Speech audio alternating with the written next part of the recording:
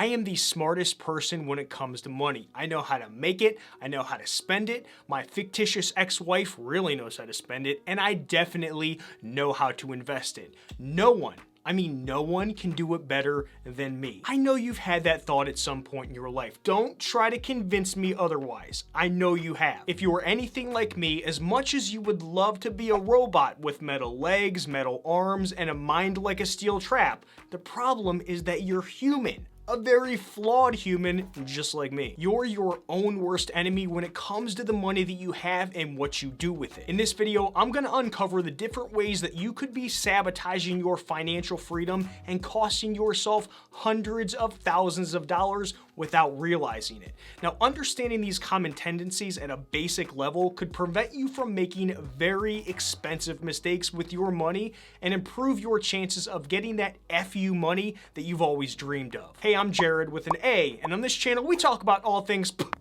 personal finance, investing, and we try to have a little bit of fun in the process. The first thing you need to accept is that to be human is to act irrationally. You cannot change this about yourself, and that's not an excuse to give yourself a pass. But over time, you can train yourself to notice when it starts to happen and do a quick course correction. If you can master this skill, then in the end, you'll become a better decision maker in every area of your life. I know this can be a tough pill to swallow because it'll force you to admit to yourself and potentially other people that you're wrong.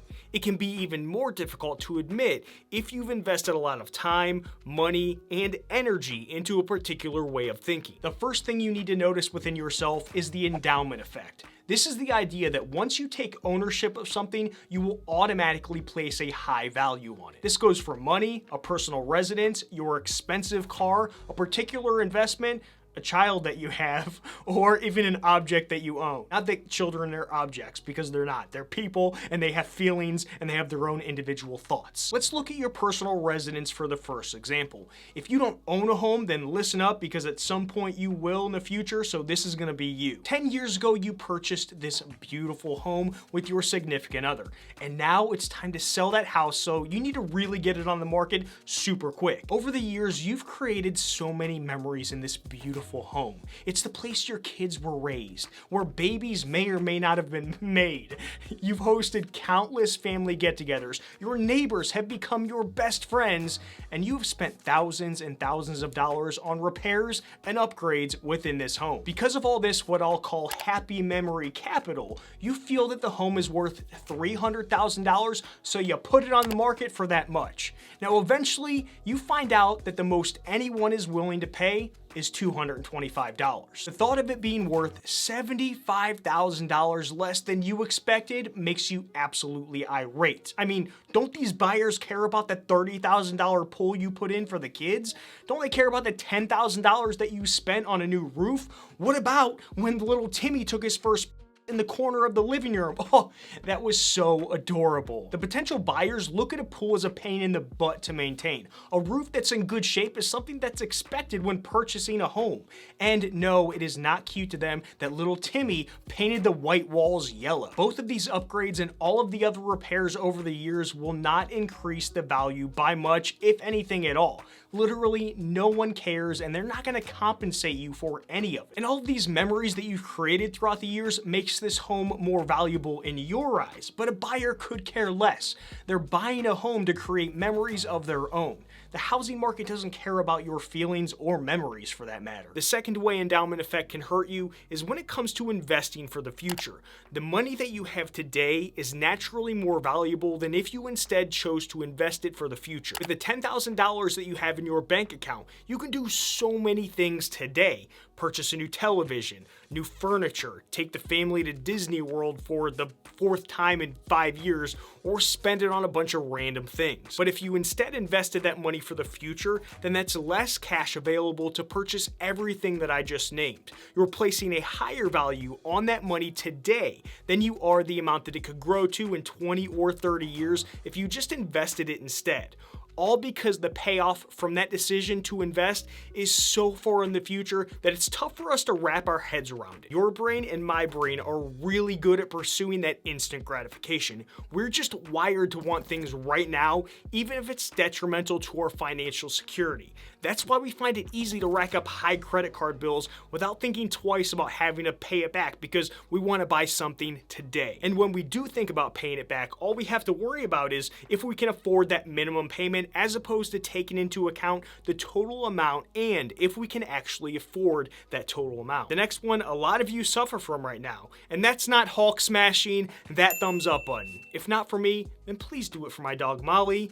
She'll love you a long time. Loss aversion is the idea that losing money or failure in general feels worse than making money or winning. I know this sounds insane, but it hurts more to lose $100 than it feels good to find or make $100. Those losses continue to stick with us in our head because we always think about what we could have done differently. Oh, if I just would have done X, then the outcome would have been so much different. Maybe, but maybe not.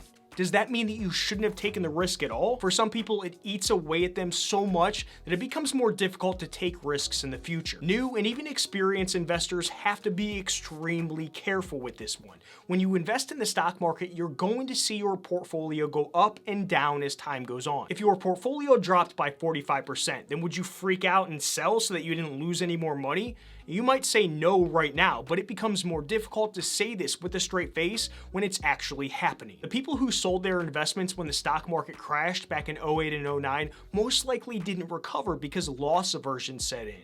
It becomes a lot more difficult to tell what you would do the more that your portfolio is worth. If you had a $1 million portfolio back in 2007 and by 2009 it had lost 50% and was now worth $500,000, then would you be freaking out right now? Any normal person would be questioning everything at that point. Now, based on what we know though, it would have taken you roughly 5 years to recover from those losses and get back to that $1 million if you didn't invest another dime. But as long as you were prepared for this sort of thing and didn't let it prevent you from continuing to invest, then you would still be investing more money over that 5 years. In turn, you'd reach that $1 million mark sooner and you would have been able to purchase even more shares as the stock market climbed back up because it was on sale as it was climbing back up. With everything that's happening at the beginning of 2020, it's a good reminder that the market cannot go up forever. There will always be times that it goes through a period where it corrects itself. In 1994, a professor at the University of Michigan discovered that if an investor missed the 40 best performing days of the market within a 30-year period,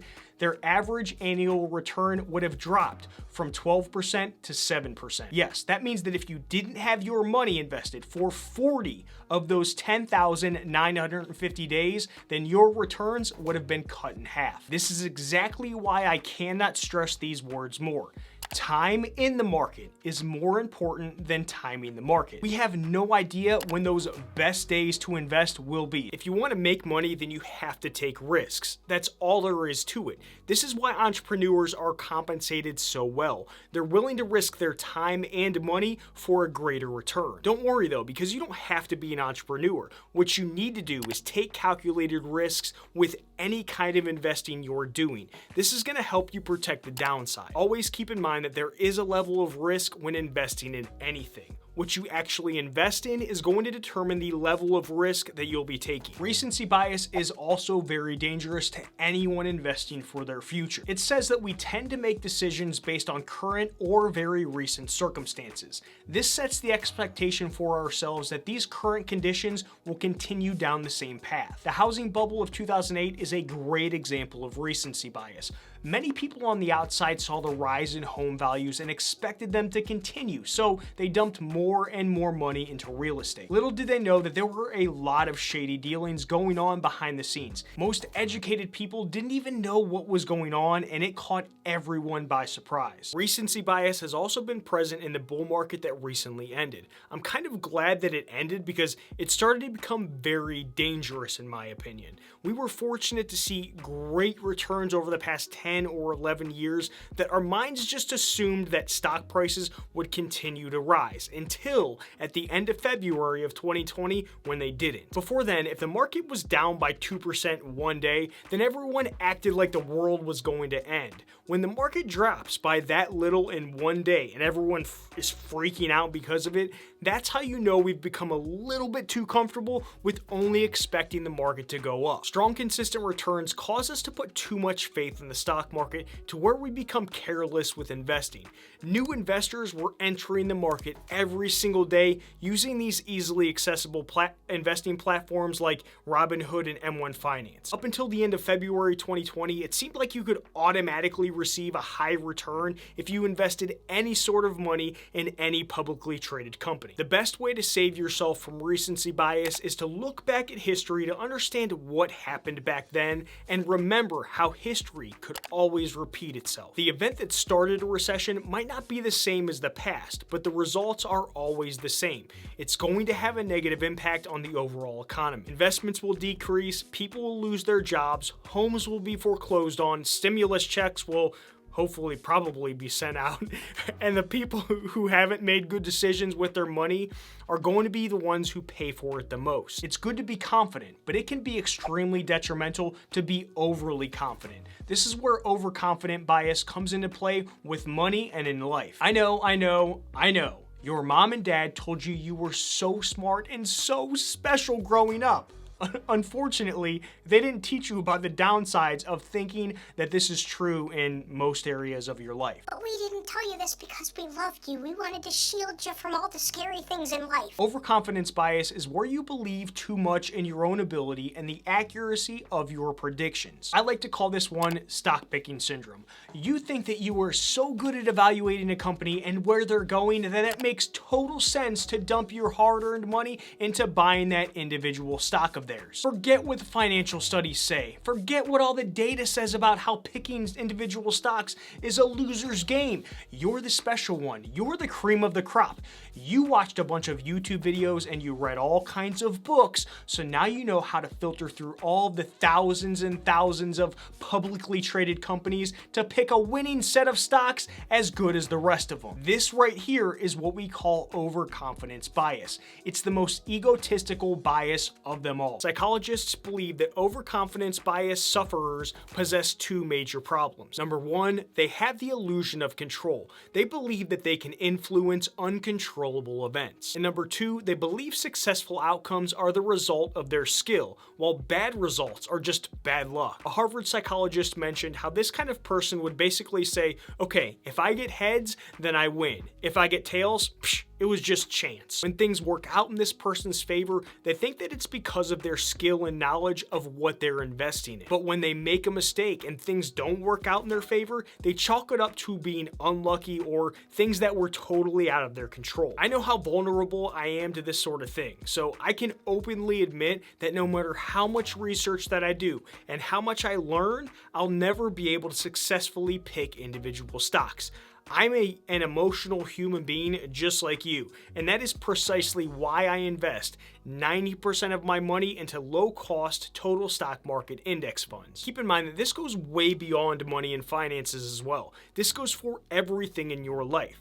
If you're not looking at everything with an open mind and as objectively as possible, then you're missing a lot. How I like to sum it up is check your ego at the door because you're not as special as your mom and dad told you. I have a firm belief that sardines are nutritious and super delicious. You cannot convince me otherwise. Only looking at information based on what you already believe is called confirmation bias, and this is the next reason that you're really bad at saving and investing money. The good news is that we all suck and we all suffer from this bias, so you're not a bad person because of it. But the bad news is that we all suffer from it, which makes everything so much more complicated. Once you have even a small preference towards one thing, it is very difficult for you to view different opposing information in a positive light. Just for fun, let's use one of the most popular money people out there, and that's Dave Ramsey.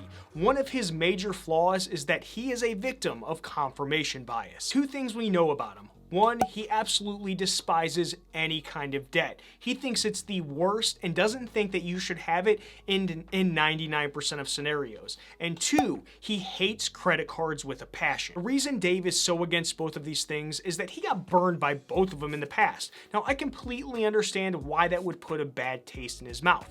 But the problem is that he's become such an advocate for never using debt or credit cards that he has major blind spots in his logic. And he's almost dug himself into a hole with that line of thinking to where If he changed his mind or opened up a little bit, he'd probably destroy his whole company and have a lot of people hate him. Despite what Dave says, there is such a thing as good debt. If you're investing in real estate and you did all of the work beforehand to make sure that you were getting a good deal, then you can leverage a safe amount of debt to create real wealth for yourself. Using a credit card is a great way to get some extra cash back on money that you're already spending as well.